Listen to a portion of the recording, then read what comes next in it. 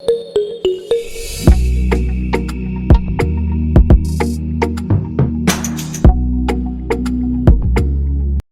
skilled workers can complete a task in 12 days, while 24 semi-skilled workers need 15 days to complete the same task. 12 skilled workers started the task, but 3 of them left after a few days. How many semi-skilled workers should replace the 3 skilled ones who left so that the task can be completed in stipulated time? देखो, 2 types of worker है, एक है skilled और दूसरा semi skilled. मान लो skilled workers का efficiency कितना है, वो है ए यूनिट पर डे, और सेमी स्किल्ड का वो एफिशिएंसी है बी। अब क्वेश्चन में कह रहा है कि 18 स्किल्ड वर्कर्स ने टोटल काम को कितने दिन में कंप्लीट किया है, 12 डेज में। तो एक दिन की एफिशिएंसी कितनी होगी 18 स्किल्ड वर्कर्स की?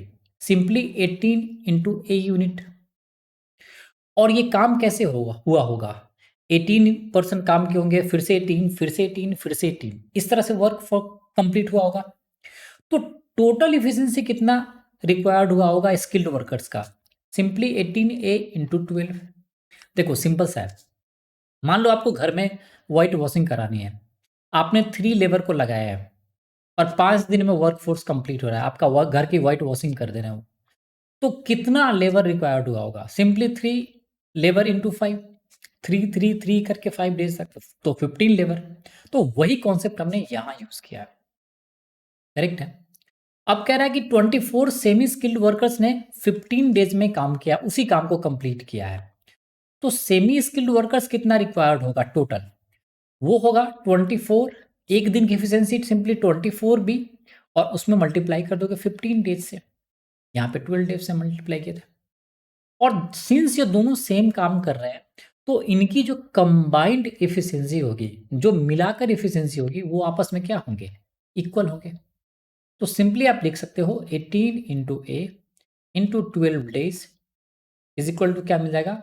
24 इंटू बी इंटू 15 डेज।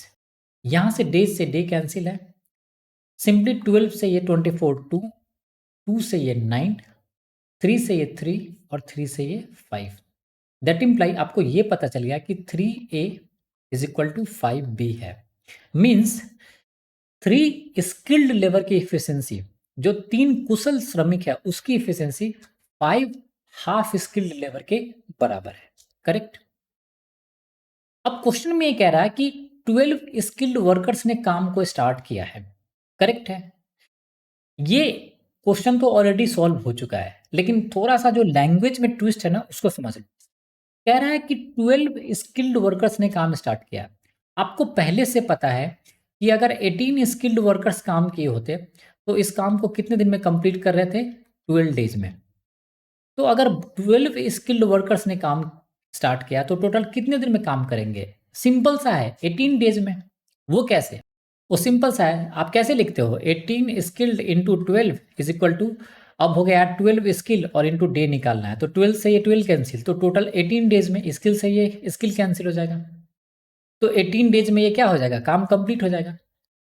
तो कह रहा है कि 12 स्किल्ड वर्कर्स ने वर्क स्टार्ट किया, ठीक है, तो टोटल वर्क कंप्लीट होगा 18 डेज में। अब कह रहा है कि यहां से कुछ दिन तक काम हुआ है और उसमें से 3 स्किल्ड वर्कर्स चला गया है, और आपको पहले से ही रिलेशन आप फाइंड आउट कर चुके हो कि 3 स्किल्ड वर्कर की एफिशिएंसी किसके इक्वल है? 5 सेमी स्किल्ड वर्कर्स के। तो अगर ये 3 चले जाते हैं तो इसके जगह पे कौन आ जाएगा? 5 सेमी स्किल्ड। तो जाकर काम अभी भी 18 डेज में क्या हो जाएगा? कंप्लीट हो जाएगा, एज सिंपल एज दैट। सो हमारा आंसर क्या होगा? Option number A. ये क्लियर है?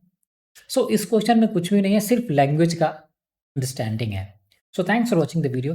If you like the video, do subscribe the channel and share the channel with your friends.